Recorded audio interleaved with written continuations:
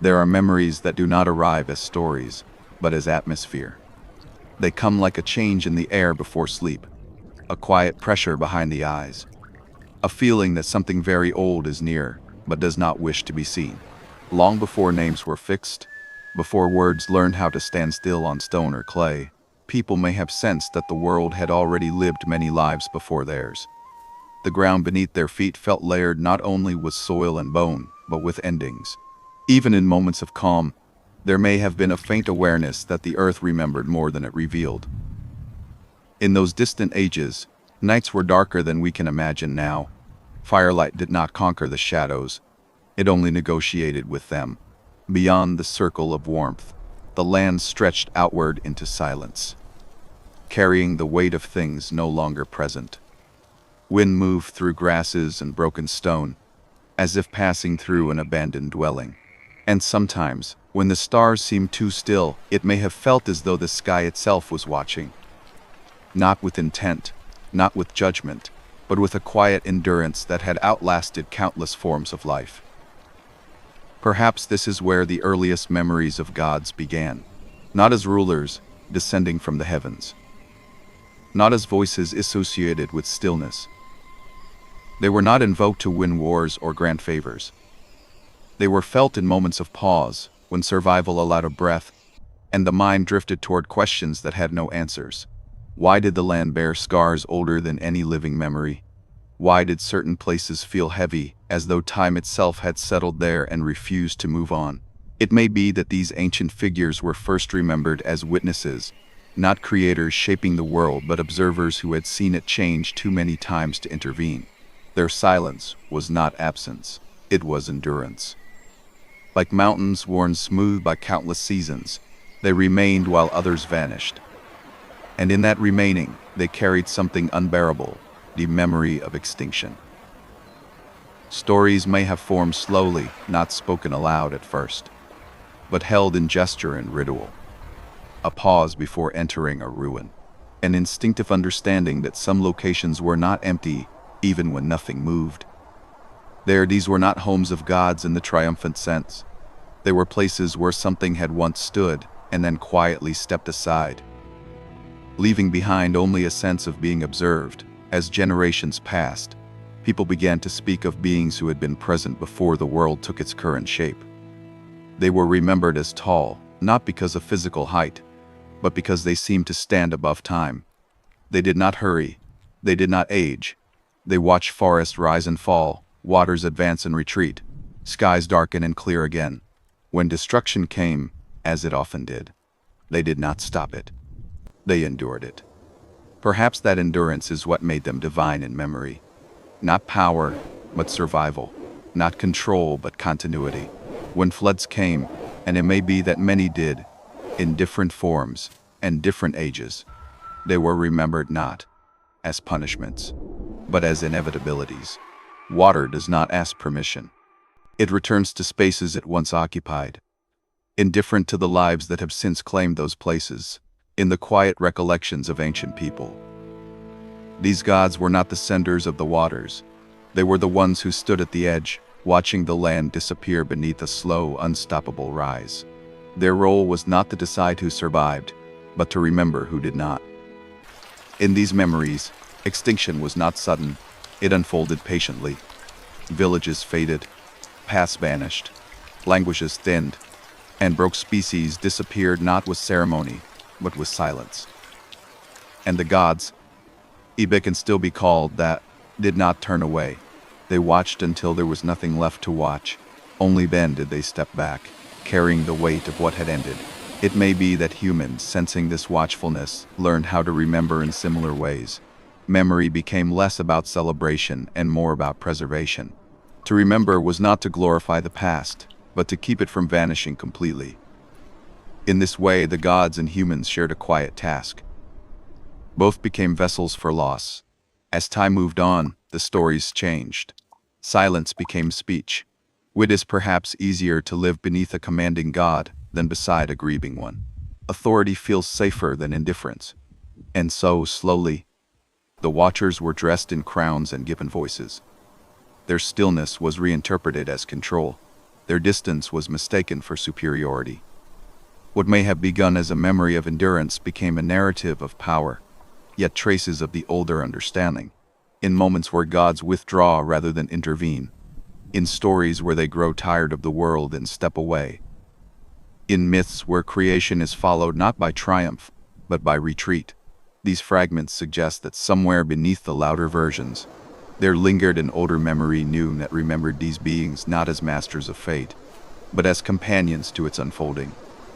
Perhaps the most unsettling part of this memory is not that the gods watched extinction, but that they accepted it, not with cruelty, and not with coldness, but with a sorrow so ancient, it no longer needed expression.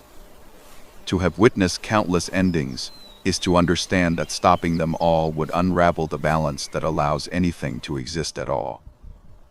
Intervention, repeated endlessly, would leave nothing intact, not even time, and in that stillness, humanity may have seen its own future reflected. For if the gods could endure extinction without ruling over it, perhaps humans too were meant not to conquer time, but to pass through it gently, to build, to live, to remember, and then to make room for what comes next. This way of remembering does not offer comfort in the usual sense. It does not promise rescue or permanence. Instead, it offers companionship in impermanence. The idea that when the world changes beyond recognition, when familiar forms vanish and new ones arise, there may still be a quiet awareness, holding the memory of what once was. In the soft glow of evening fires, elders may have spoken, not of victories, but of disappearances. They may have taught the young to listen to the land, to notice the places where sound behaves differently, where the air feels heavier. These were not warnings. They were acknowledgments. A way of saying, others were here, and now they are not. We are here now, and one day we will not be either, and perhaps, somewhere beyond language, the gods were remembered as listening. As centuries folded into one another, the world grew louder, cities rose, rituals hardened into rules. The watchers were given temples, and names carved deeply into stone. Yet even then the oldest stories sometimes slip through. Stories where the gods do not answer prayers. Stories where they depart quietly at the end of an age.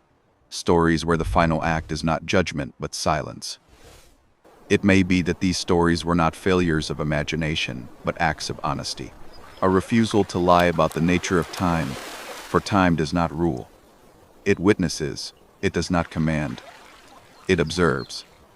And in remembering gods as witnesses rather than rulers, ancient people may have been acknowledging something profoundly unsettling and deeply true, that existence does not revolve around intention, but around endurance.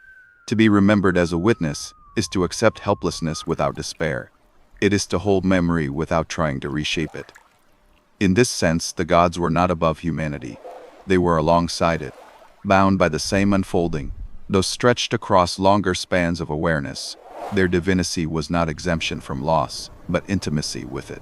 As night deepens and the world grows quiet again, this older memory feels closer. In stillness, the idea of ruling gods feels distant, almost unnecessary. What remains is the sense of being observed not by authority, but by continuity, by something that has seen many endings and knows that this one too will pass into memory. And perhaps that is why these stories were told softly, often at the edge of sleep. They were not meant to awaken fear or obedience, but to prepare the mind for impermanence, to remind the listener that extinction is not a failure of existence, but a part of its rhythm, that even the gods did not stand above it, but stood beside it, watching quietly as the world became something else. The memory lingers, not as doctrine, but as a feeling new that settles gently as consciousness loosens its grip. A sense that nothing is truly alone in its ending, because something, somewhere, has already seen it happen before, and remained. That sense of remaining, of staying present while forms dissolve, may be the quiet center around which these ancient memories turn. When people later tried to describe it, language struggled, words tend to grasp, to define, to assign cause and purpose. But what was being remembered resisted all of that. It was not a lesson with edges. It was an awareness without instruction, something vast, patient, and unwilling to interrupt the natural turning of things in some traditions. This awareness was said to have stepped back at the close of an age. Not dramatically, not in anger, but with the same calm with which one leaves a room after listening long enough. The world did not end because the gods departed. Rather, the gods departed because the world was already ending, and their presence was no longer needed. They had seen this pattern before. They knew that endings do not require supervision. Perhaps this is why certain stories speak of a time when the gods grew quiet. Their voices, once said to echo across the land, softened until they were barely distinguishable from wind or water. Shrines were left standing, but fewer offerings were brought. The silence was not interpreted as abandonment. At first, it was simply accepted, like a season changing without announcement. Humans often seek reassurance that someone is in control. Silence offers no such comfort. It asks the listener to accept uncertainty, to recognize that survival does not always come with explanation. Yet within that discomfort, there may also have been a subtle freedom, without divine command. In this way, remembering the gods as witnesses rather than rulers, altered the relationship between people and the world. The land was no longer a stage managed by higher powers. It was a shared space shaped by cycles larger than intention. Floods, droughts, and collapsed in different rhythm. The gods did not cause them, they remembered them. Memory itself may have been the sacred element. To remember was to honor what had passed without trying to preserve it unnaturally. Ruins were not rebuilt exactly as they were. They were left to erode, to sink back into the earth, carrying their stories into soil and stone. To interfere too much with this process might have felt like disrespect not to the gods, but to time. There are echoes of this attitude in the way ancient peoples sometimes treated their dead. Not all remains were monumentalized. Some were returned quietly to the land as if to acknowledge that permanence was never promised. The gods, too, were thought to accept this return. They did not demand immortality. They understood that continuity does not require preservation of form. As centuries continued their slow turning, the idea of extinction itself as catastrophe, but as transformation. What vanished did not disappear entirely. It changed shape. Forests became fields, then deserts, then forests. Again, waters receded, leaving behind fertile ground and buried memories. Species faded, but life itself did not end. It adapted, refilled, and continued. The gods, in this telling, were not guardians of specific forms of life. They were guardians of awareness. They held the memory of what had been, allowing what came after to exist without being haunted by constant intervention. Their witnessing created space for renewal. Yet even this interpretation must remain uncertain. The people who first felt these presences left no clear explanations. They left gestures, patterns. Later generations filled those silences with words, sometimes carefully, sometimes carelessly. The watchers became kings of heaven, judges of souls, architects of destiny. But beneath these layers, the older memory may still be sensed, faint but persistent. It surfaces in moments when the world feels vast and unresponsive. Standing alone in a ruined place, one might feel observed without being addressed. There is no instruction, no promise, only a sense that this place has been seen before long ago when it looked very different. That sense does not demand belief, it simply exists. Perhaps the most human response to this awareness was storytelling itself. Stories became a way to sit beside the memory without trying to dominate it. By telling and retelling fragments, people learned to live with uncertainty. Each version shifted slightly, reflecting the needs and fears of its time. But the core feeling remained, that something had witnessed endings before and would witness them again. In quiet moments, especially at night, this understanding may have brought a strange comfort. If extinction was not unique, then it was not personal. Loss was shared across ages. Even the gods had known it. Even they had not escaped it.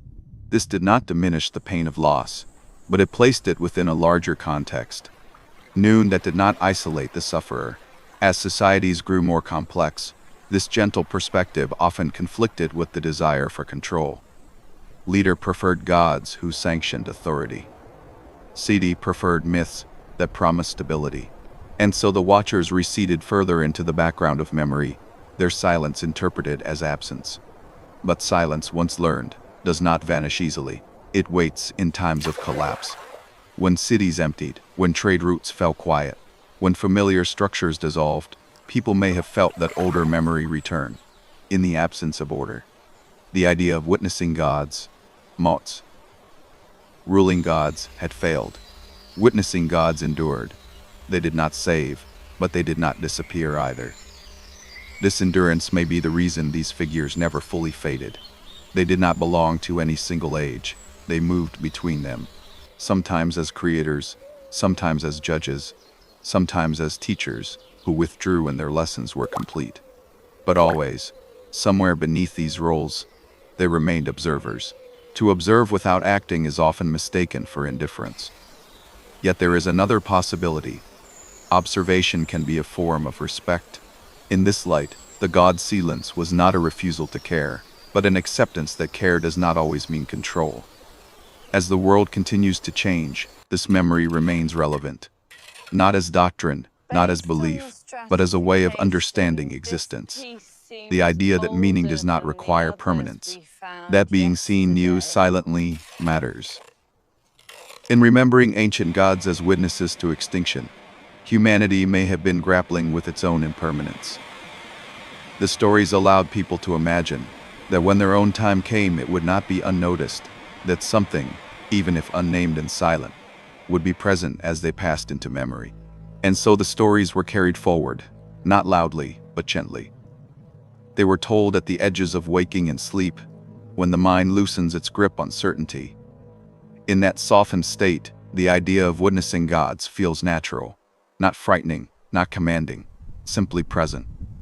As the night deepens, not as a figure standing apart, but as an awareness woven into the fabric of time itself. It does not speak, it does not rule. It watches, and in watching, it remembers. And perhaps that is all it ever was meant to do. Memory, when held this way, does not insist on clarity. It allows contradictions to rest beside one another without resolution. The gods can be distant and intimate at the same time. They can be everywhere and nowhere, present only in the feeling that something has already endured, what is now unfolding. This ambiguity may have been essential. Certainty would have hardened the stories into doctrine. Uncertainty kept them alive, adaptable, capable of being carried across ages without breaking. There may have been times when people felt the weight of this witnessing most strongly during moments of transition. At the edge of migration, when familiar lands were left behind. At the close of harvest, when abundance gave way to waiting. At death, when a presence seemed to linger just beyond language. In these moments, the gods were not addressed as authorities. They were acknowledged as companions in passage. It is possible that early rituals reflected this understanding, not celebrations of dominance, but acts of alignment. Simple gestures performed not to change the course of events, but to mark them. A stone placed carefully, a fire allowed to burn down without being fed, a name spoken once and then released. These acts did not summon divine intervention. They recognized divine attention. Attention itself may have been the sacred exchange. Humans noticed the gods by rementing their fleeting existence. No commands passed between them. No bargains were struck. There was only the shared awareness of time moving forward, carrying everything with it. As generations passed, this relationship may have grown more difficult to sustain. Memory stretches thin across centuries. Details blur. Feelings are reinterpreted. The quiet watchers became easier to forget than the louder gods of later stories. And yet, even when forgotten, the old memory did not vanish entirely. It sank into the background of culture, influencing behavior in subtle ways. One can sense it in the hesitation before rebuilding after destruction, in the choice to leave certain ruins untouched, in the reverence shown to places. They are acknowledgments. They suggest an understanding that not everything is meant to be restored, and that some endings deserve to remain as they are. The idea of extinction itself, when filtered through this lens, loses some of its terror. It is still painful, still final for those who experience it, but it is no longer meaningless. Being witnessed gives it weight. Not a purpose imposed from above, but a place within a larger continuity. To be remembered even silently is to have existed fully. In this sense, the gods as witnesses were not separate from the world. They were expressions of its memory. They embodied the land's ability to recall what had passed across it. Mountains remember erosion. Rivers remember former tasks. Soil remembers forests. Long gone, the gods may have been the personification of this remembering, not as conscious beings issuing thought, but as a way for humans to relate to the deep persistence of place. Perhaps this is why many ancient stories blur the line between gods and landscape. A god is a mountain. A god is the sky after a storm. These are not rulers, they are conditions. They do not decide. They endure, and in enduring they accumulate memory. When human societies try to impose linear narratives on these memories, tension arose. Lenient stories demand beginnings and endings. But the older memory was circular, layered, curse. It did not ask how things started. It asked how many times they had already ended. This difference may explain why some myths feel unfinished. They trail off. They end in withdrawal rather than resolution. The gods leave. The world continues without them. There is no final victory, only continuation.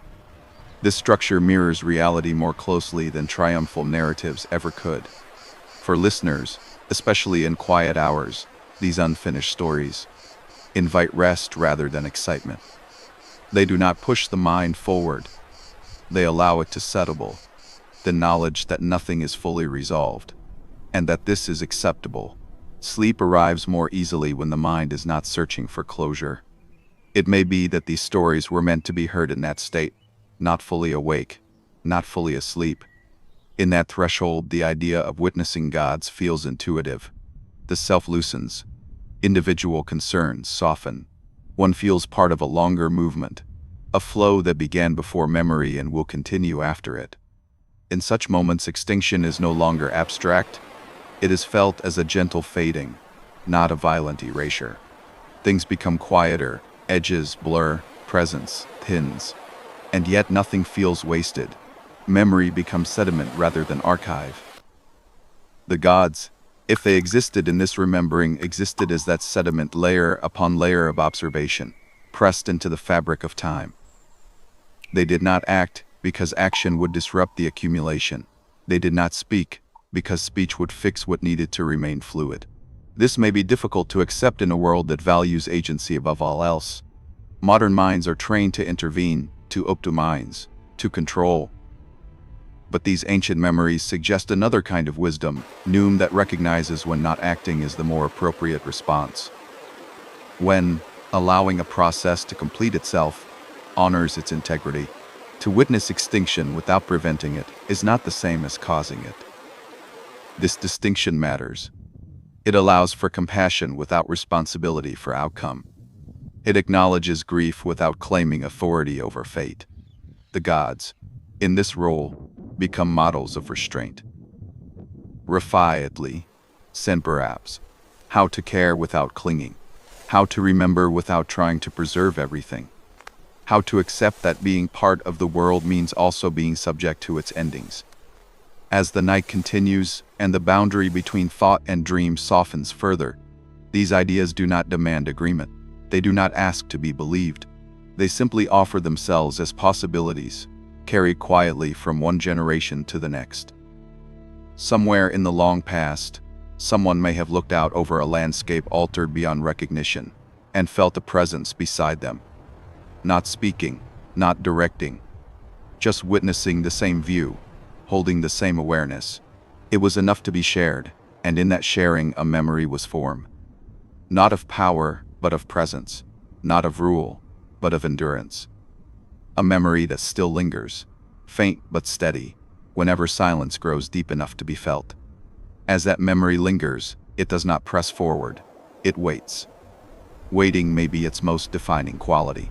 Not the impatient waiting of expectation, but the spacious waiting of something that has already seen outcomes repeat themselves. In this waiting there is no urgency to warn or to correct. The gods remembered as witnesses did not hurry humanity toward understanding. They allowed understanding to emerge. This patience may explain why these figures were often associated with long spans rather than moments. Their presence was felt across generations, not within individual lifetimes. A person might never feel them directly, yet still inherit the sense that something ancient had been paying attention. Long before their birth, it arrived as mood, as orientation, as a quiet respect for what cannot be controlled. In some recollections, the gods were said to withdraw gradually, not all at once. Their nearness thinned over time, like a sound fading as distance increases. At first their presence was unmistakable. Then it became subtle. Finally, it became something that could only be felt in rare moments of stillness. This withdrawal did not mark the end of the relationship. It marked its transformation. By stepping back, the gods made room for human memory to deepen. Without constant divine proximity, people had to learn how to remember on their own. They became the witnesses of their own age, carrying forward not only stories of survival, but of disappearance. In doing so, they mirrored the role once attributed to the gods. Perhaps this is the most enduring aspect of these ancient traditions. They did not teach people how to avoid extinction. They taught people how to live alongside the knowledge of it, to build without pretending permanence, to love without denying loss, to remember without demanding restoration. In quiet ways, this perspective may have shaped how communities responded to ruin. Not every collapse led to despair, sometimes to adaptation. The presence of witnessing gods in memory allowed these responses to feel part of a larger pattern rather than isolated failures. There is a humility embedded here that resists domination. If even the gods did not rule over endings, how could humans expect to power? In this view is tension. What endures is the capacity to notice and to carry forward what has been seen. As the idea of rulers gave way to the idea of witnesses, the gods became less threatening and more intimate. They were no longer distant judges weighing actions. They were companions to vulnerability. They understood fragility. Their silence was not a test. It was recognition. In moments of deep night when sleep approaches, but does not yet arrive, this recognition can be felt as a kind of calm. The mind releases its need to solve or to conclude. Thoughts slow. The awareness of time stretching far beyond individual concerns brings a quiet relief. Whatever is happening now has happened before in some form. Whatever ends will leave traces. Whatever begins will carry echoes. This does not make suffering small, but it places it within a continuity that can be borne. To know that loss is not unnoticed, even if it is unaddressed, allows grief to soften into something gentler. Not acceptance exactly, but coexistence.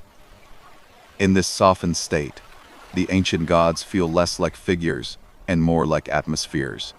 They are present in the way silence holds sound after it fades, in the way darkness contains the memory of light, in the way ruins hold the outline of what once stood there. They do not intrude. If these gods were remembered at all, it may have been because forgetting them entirely would have required forgetting loss itself, and loss being universal could not be erased. Every ending reawakened the old awareness, every disappearance called the witnesses back into memory. Over time, the stories that preserved this awareness became quieter. They moved away from public spaces and into private moments. They were told less often, but with greater care. Not as explanations, but as companions for reflection. They were not meant to be argued with. They were meant to be felt. As sleep draws nearer, the distinction between gods, what remains is the sense that existence unfolds under observation. Not surveillance, not judgment, but awareness. An awareness that does not interfere yet does not forget. And perhaps that is the most peaceful way to imagine the past. Not as a sequence of triumphs and failures overseen by commanding powers, but as a long, quiet procession of lives and worlds, witnessed by something patient enough to let them be. The night holds this idea gently. It does not insist. It allows the listener to rest within it, knowing that whatever fades will do so in the presence of something that has always known how to remain still. In the end, if it can be called an end at all, what remains is not an image of God standing above the world, but of something standing beside it. not intervening, not directing, not ruling, simply present, as time carries everything forward. The memory of ancient gods as witnesses settles here in this quiet understanding that the witness is not to abandon, and to remain silent is not to be absent. Perhaps these gods were never meant to be fully seen. Perhaps they existed only in the space where awareness meets acceptance, in the pause between what has ended and what has not yet begun. In that pause, there is no need for explanation. The world does not ask why it changes, it only continues to do so. To imagine gods who watched extinction without ruling over it is to imagine a universe that does not revolve around control.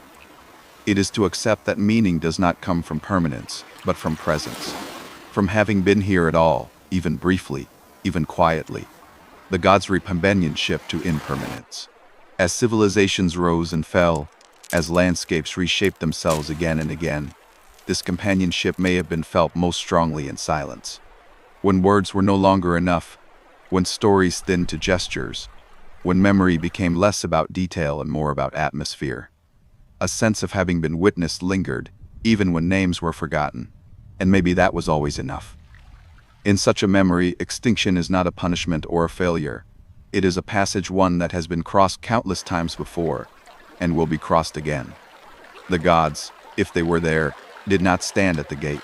They stood along the path, having walked it many times already, knowing where it leads, and knowing that it does not need to be stopped to be understood.